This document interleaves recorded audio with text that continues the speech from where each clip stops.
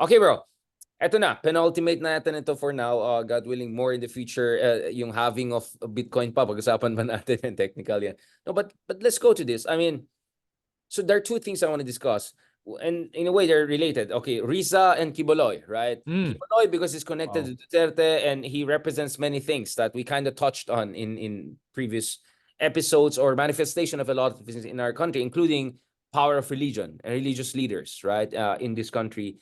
But the other one is also the rise of Risa Hontiveros. I think, in many ways, she is the woman on the forefront of, carrying the torch essentially and taking up the cudgels, not only for women rights, not only for victims of alleged criminals and abusers, but also for, I think, really the opposition movement in the Philippines in many ways, right? Kasi wala na, sino pa bang aasahan natin? So let's first talk about Quiboloy before we go to Riza, because I want to also get your point of view. What do you think about Riza as the future and present of the opposition and potentially 2028 presidential candidate? We're already talking about her as we speak, with people who are in the political loop, right? Yeah.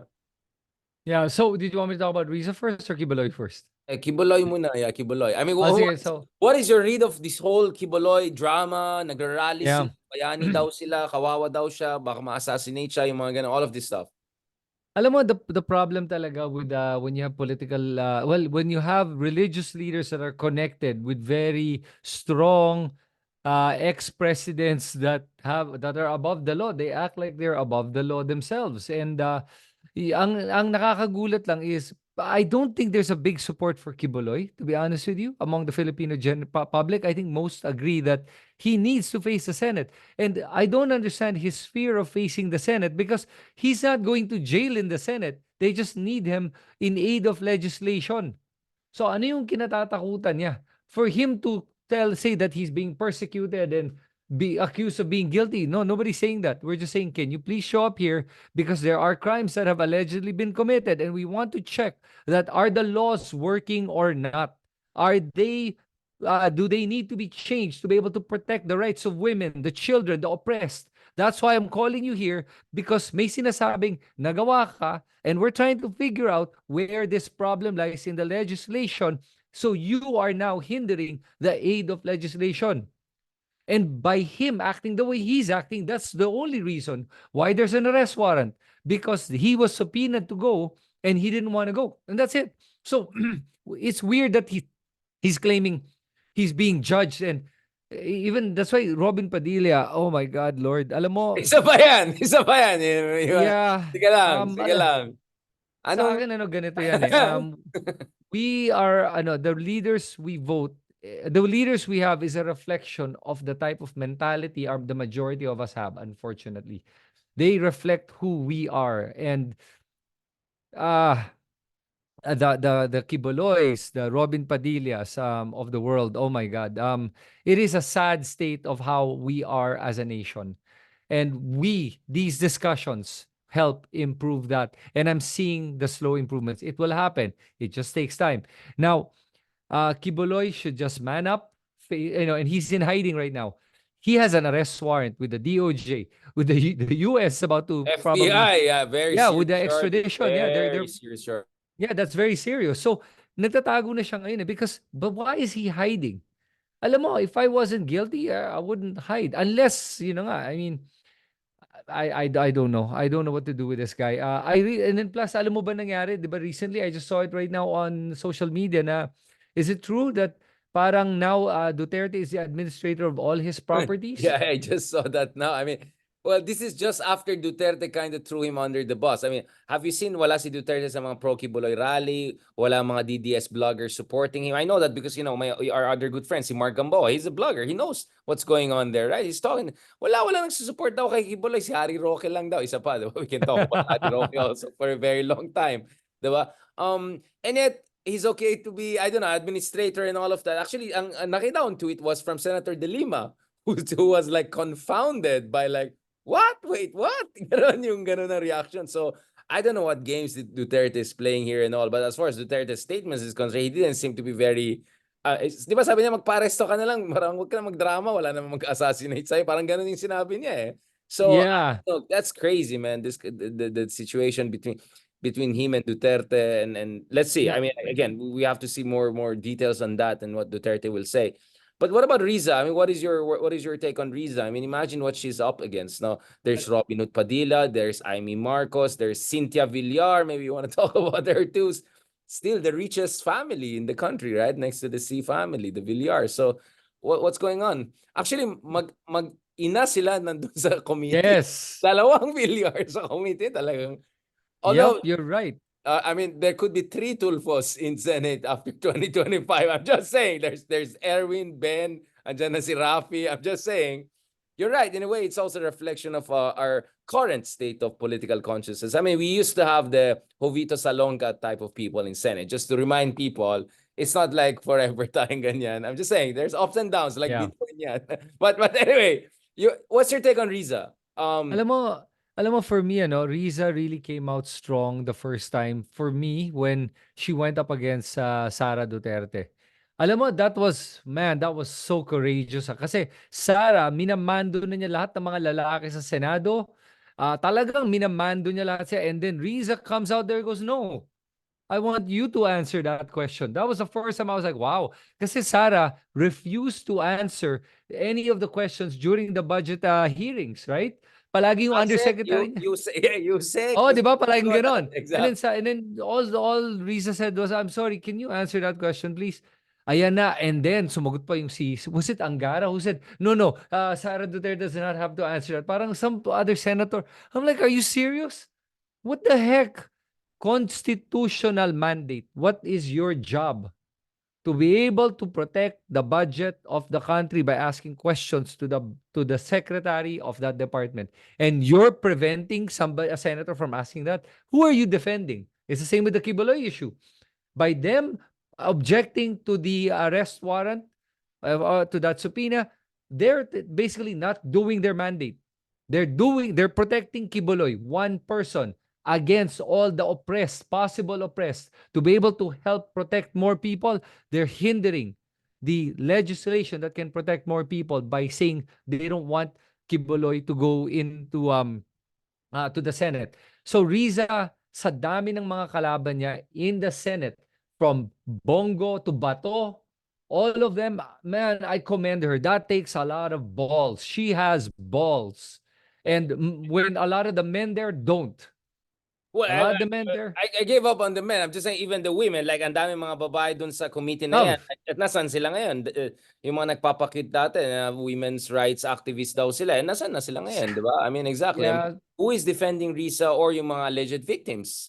Because Marcos is opening I mean, look at, what do you think about that? Cynthia Villar saying, kasi kaibigan kami, mabait naman siya sa amin. Si Rowan Padilla na, pinairam ako ng helicopter. I mean, like,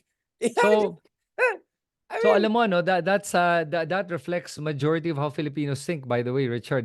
Think about it. I've heard this way too many times. For example, sabihin natin some,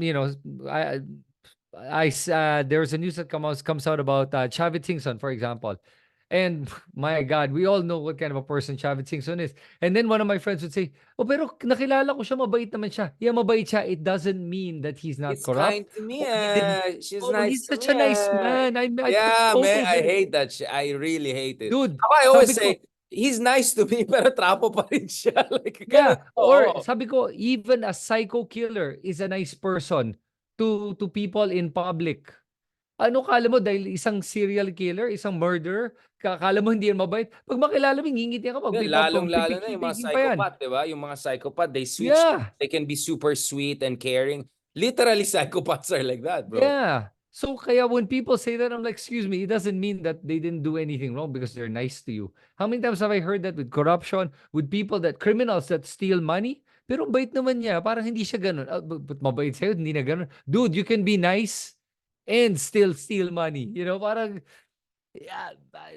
yeah, people. May nagsabi na gano'n na, someone said, ganit lang tayo sa corruption kung hindi tayo naka-benefit. Kunyari, yung mayor corrupt, pero walang dumating sa barangay, gano'n, magalit ang tao. Pero kung itong mayor na corrupt, nagpa-beauty pageant, nagpa-gano'n, hindi, okay na yan, given na. Diba? It's so self-referential, it's so parochial. So paano tayo mag-ayos ng bansa? Kaya nga sabi ko, while you have people like Risa there, who are clearly there really out of conviction and really risking it all, you cherish that, you amplify that, you support that, diba? Kasi we Yes. know when next we're gonna have a senator like that, to be honest, or even I, opposition leader and all, yeah. yeah, alam mo, that's why nga, ano, a part of me, there's, I'm trying to encourage as many people to run for politics nowadays.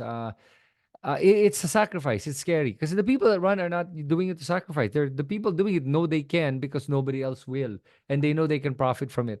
Bottom line, majority do that. Unfortunately, not all, but a good majority. Okay. Um. So having said that, yung nakita kong problema with our voting population, with the Filipino populations is, I had a conversation with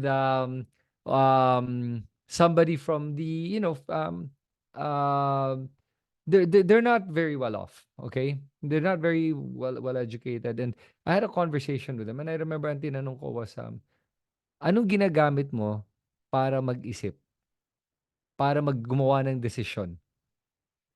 You know ano yung sinagot na nagulat ako? Sabi niya, yung puso ko, yung damdamin ko. Sabi ko, sandali lang.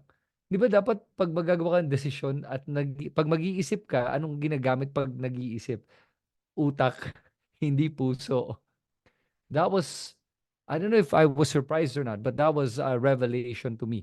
When they said, ang ginagamit ko para mag-isip ay ang aking puso. I'm like, wow. That's why we're in the problem we have today. Majority of people here, they decide emotionally and then they justify it logically. That's the problem. David Hume, the great Scottish philosopher, would say probably all of us are like that. Some of us are Oh, just yeah, sure. Yeah. some of us are just more articulate in putting something on top of that. But I see where you're coming from. Where I diverge from that is that, remember, we are talking about voters who also brought Pinoy to power. We're talking about voters Yes. who elected Lenny to power. We're talking about the voters who also brought Vico Soto to power. So again, I see where you're coming from. I mean, the reason why I'm doing this is because I do believe in public education. I do believe in instilling critical thinking. Ang worry ko lang with a lot of opposition people is there's so much voter blaming. When in fact, what we have to do is to understand bakit ba't yung puso nila nawala sa opposition? Bakit yung puso? Kasi at the end of the day, let's be honest, anywhere in the world, maybe with exceptions, I don't know, Sweden or whatever, but even not there, I can argue, politics is always about combination of emotions and eloquence and vision. Yes. You know, leadership is not just about Yes. who has the highest IQ. In fact, there's a lot of studies that show don't put the really smartest people in power. They end up as that evil geek, right? The best leaders tend not to be the smartest people. The best leaders are people who can relate to different people at different levels. So leadership is about Risa Hontiveros won in the election of 2022. Risa Hontiveros also won in the election of so I think that's a very good proof that if you do some tweaking here and there, despite all of the shortcomings with our public education and all, baka makuha mo pa rin ang gusto ng tao. Again, I'm not denying there's a problem with political education. I should probably know that more than anyone else. But my point is, we also have to realize paano natin makuha yung kanilang puso bago natin pag-usapan ang mga mas malalim, mga komplikadong bagay, which marami sa ating mga kababayan don't have the time to do that. They're just struggling to survive. I mean, bro, ang mahal ang living cost sa Manila. I mean, sa Pilipinas, it's Yes. insanely expensive. I mean, every time I come from some first world country, I realize how expensive Philippines is for a third world. Yes. It's insane. So if I, as a middle class, is feeling that, imagine. So so for me, that's where compassion comes in. As much as critical thinking is very important, we have to instill critical thinking from a position of compassion. Yun lang talaga, bro. Yun ang stance ko talaga. That's where probably marami na inis sa akin because they were expecting me to, come in and say, you did your best, hindi nyo kasalanan. But remember, this is our people voted Pinoy. Our people voted Lenin into power, Vico Soto into power. So the question is, how can we make them do the same, especially with Risa showing the way? She was the only one from opposition who made it to national level. Maybe she did something right. Maybe she represents something right that we have to replicate in the future races. That's where I come from, bro. And I think that's where I differ with a lot of our friends. Who share our frustrations, but perhaps they may not share this kind of what I believe is compassionate position that we have to develop. But politically savvy. I mean, that's because Filipinos are not the only emotional people. Latin Americans are the same. Italians, Spanish are the same. And yet in those countries, you have progressive leaders winning still. Boric, guy is my age, he's the president of Chile, right? Spain has a very progressive government and all of that, right? So that's where I slightly diverge from folks, not necessarily from you, but from what I think the sensibility you were expressing a while ago, which by the way really resonates. I realize that it's yung idea na disinformation and lack of education is a source of all our evil. Yes, but let's also not forget, right? We also have an obligation to build those bridges. Maybe there's something ROBINHOOD Padilla has been doing right that we're not doing, aside from all the wrongs he's doing. Of course, there are a lot of dodgy things, but I'm talking, maybe he's also doing something right that we have to learn from. Yun ang sinasabi ko, bro. But I appreciate. Thank you so much for bravely saying some of these things na kailangan natin ayusin naman talaga eh. Yun nga eh. How can, kaya nga Socrates, I love him, he's my hero. How do you seduce people into truth? So the seduction comes first before enlightenment. You bring Right. seduction, then enlightenment. So obviously we're not seducing the right, we're not doing the seduction right before even having the conversation, right? Well, I'm just saying, yeah. Well, ano lang, I just want to add to that, that nowadays, kasi there's a problem nga with disinformation. Unfortunately, we didn't know when it came in, nobody knew what it was. No, we didn't have a term for it yet nung panahon ni Duterte. He took advantage of that, that it blindsided all of us. Na akala ng mga tao that this is the truth, when in fact there were all the lies, propaganda being spread already, and then amplified by the troll farms and all of that, but nobody knew. And unfortunately, a lot of people all over the world have a sheep mentality. They just kind of follow the Pied Piper or the mob mentality. And it's not always the correct attitude to have, na parang everyone thinks the same thing, so therefore it's a correct way of thinking. No, but that's how people are, majority. You're right. Now that we know this, now that we know that fake news, propaganda is very real, I've noticed that there are more people that are now courageously speaking out when there is a false information that comes out. People now speak out. They now comment. They will now combat against the troll farms and the trolls, and that's important. Like what you do when you argue and debate with mga trolls, that's a good thing. That's important, and I see a lot more people doing that.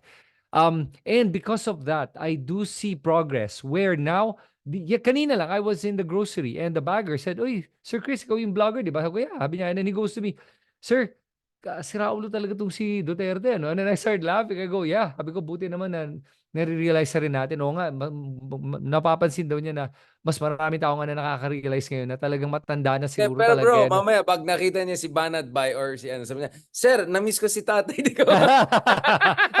Sure, You never that's know, possible. mapolitical tao. Sure, Just you know kidding, I'm what, just Richard, kidding. you're right. That is possible. I'm Yeah. just saying, we're nice people. Yeah, we're nice people. Yeah. So you're entirely right about that. That's very possible. And I do appreciate that there is always that possibility. But I am sensing a shifting of the narrative and the tide. I really am seeing that. But again, I am in my own echo chamber then as well, in my own group. So I don't know if that's true or not. But I'm still hopeful, and I do believe that. Alam mo, sige, if I had to fall back on something, it's this. I know that people in general have good intentions. I know that the voting, majority of the people that voted really believe in this idea that this person can save us, because in the movies, he looked like he was about to save us. Therefore, he's the hero in the movie. He's a hero in real life. I get that. Our job is to be able to, you're right, to be able to reach out to them and be able to connect with them in a way that they can understand. Kaya tingin ko nga yung mga vlogs ko na nagtatagalog ako are able to reach more people from all social classes. Ilang beses ko na napansin niya that people sometimes that I'm running on the street that will say to me, "Sir, nakita kita, ikaw yung vlogger." Tapos, so, watching my video, and then it's because it's in Tagalog. And I think that's the important thing, is At speak saka to them hindi in lang a yung language lingwa that they eh. can It's also appreciate. yung yung estilo mo na it's very conversational. Pansin ko yun yung gusto ng tao, yung conversational, spontaneous, hindi yung overproduce. Kasi Yeah. like, isa nga, nagpipicture lang ako ng sarili ko sa EDSA. Like, suddenly someone goes, "Sir Richard!" Ganun. And like, first time ko ma-meet sila, pero parang, ano yan, parang kainuman ko lang dyan sa, ganun yung dating. I think it's also yung accessibility, yung idea na madaling kausap tong tao na to. You get what I'm saying? Yeah. It's not just the language, it's also that kind of relatability factor. I think very, very important yun. Diba? Yeah. Ponyo yung Tagalog ko or whatever, natatawa sila, di ba? They know na I'm humorous guy, makakabiro ako or something like that. I realize, and yun din yung strength ng ginawa mo, which is very spontaneous, naka-t-shirt ka lang, di ba? Simple lang, nothing, that's a good thing. As I said, you and I were just two human beings, right? We're just two individuals. We have some platforms here and there. But what we're hoping is yung ginagawa natin is going to inspire a broader movement of people doing that at every level of society, at every age. Para sa akin, it's always that. It's what we're inspiring, what kind of approach to public. When you have a platform, use it for good. Sana, use it for good. Yeah. Okay. Yeah. Can I add one more thing, that on my YouTube naman, ang napansin ko, I did get comments, and I do get comments from people that used to support Duterte. That may isa doon, I commended him. Bihira ako mag-comment kasi dami. Pero yung isa, I literally replied to him and said, you know what, that's very courageous for you to even admit that you were wrong with your perspective. And for you to come out openly and say, yes, I did support Duterte. Natauhan na rin ako, na-realize ko nga, mali pala ako. I want to really commend you and let you know what you did. Takes a lot of courage to accept na mali ang ginawa ko. That takes a lot of guts and taking out the ego. Kasi ang hirap tanggapin na mali ka eh. And to say na, oo nga, may nakita akong tama ngayon. And then, sir, alam mo, I hated you before. Busy na I hated you, pero now I'm seeing what you're saying and thank you for always standing up. And I'm like, and I thanked him. Sabi ko, alam mo, nagpapasalamat din ako for telling me that because at least nakikita ko that we're all open to discussions. Kasi I've always said, I'm never against the people. Kahit sinusupport mo si Duterte, I'm not against you. Hindi ito I'm personal. defending you. I am on your side. I'm not against you. Kahit galit ka sa akin, tingin mo akong demonyo dahil kaaway ko yung iniidolo mo, hindi pa rin ako galit sa'yo. Wala akong isang katiting na galit sa'yo. Dahil ang pinaglalaban ko ay ang hindi mo lang alam na pinaglalaban ko. Yun lang yun. And kahit na ayaw mo, I'm still gonna defend you even against all the things that you do. I'm okay with it. Kasi I understand that you just don't know better yet. I don't mean that condescendingly. I mean that in a compassionate way where naintindihan ko na sa ngayon na hindi mo pa alam, let me be that voice to balance it out. Until the time comes when you will eventually realize it. And if I'm wrong, you can always prove me wrong. I mean, I'm always open to discussions. I always welcome any kind of discussion from anybody. And kahit na-insultuhin mo nga, I'm like, okay, I just won't reply pag ini-insulto ako because it takes it to a different level of discourse. I just don't go there. It's not constructive. But generally, I will defend all people regardless of who you support. Yeah, thanks, Kuya Chris. No? Just I really appreciate it. By the way, shout out sa mga followers natin sa Davao. Nakikita ko sa analytics, ang dami natin mga Davao followers sa different platforms. So that tells you, actually, someone joked na frenemy number 1 ako sa Davao before panahon ni Digong. So, but I had fantastic reception when I was there. They're so nice to me, Chris, but still I criticize Duterte. I'm just saying, you're nice to me. I appreciate it, but I'm not gonna change my political conviction. No, but I had fantastic time. No, I really appreciate it.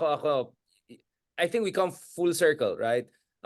In the first episode, we discussed about one of the manifestation of toxic masculinity is the unwillingness to be vulnerable and to have self-reflection. I think we have the same problem also in politics. This unwillingness to come to terms with mistakes or mistaken views. And so the same way I appreciate people are willing to be more vulnerable and get over their ego, I also appreciate yung mga kabayan natin, supporters natin, followers natin, haters natin, whatever, or willing to also be open about some of the reassessments they have done in lieu of facts that has come to them. Maraming salamat. Thank you very much, Chris. As always, pleasure. 2 hours conversation, parang wala lang. Like a breeze. And I look forward to catching out in person. And hopefully in the future, mag-arrange tayo ng in-person na lang, no? Yung medyo konting budget lang na konti. Puro tayo mga nagsama yung Ilocano at Chinese. No, but I'm just kidding, bro. No, I think next time let's set up something like in person. We sit down somewhere, the usual stuff. Different. Yeah. I think people would really appreciate that. I think kudos to si Christian Esguerra did something with Ronald Llamas in UP. Nag-iisaw sila, nag-uusap. I think mabenta yan, to be honest. And I think it's the right thing to do. It's not just about the views, right? it's the right thing to do. So, yan siguro ang project natin later this year aside from Bitcoin. Or sana yung mga kikitain mo sa Bitcoin, ilalagay natin sa mga ganyan ng mga production. Maraming salamat, bro. Thank you so Thank you much. so much, Richard. God bless I you, always bro. enjoy our Mabuhay ka. conversation.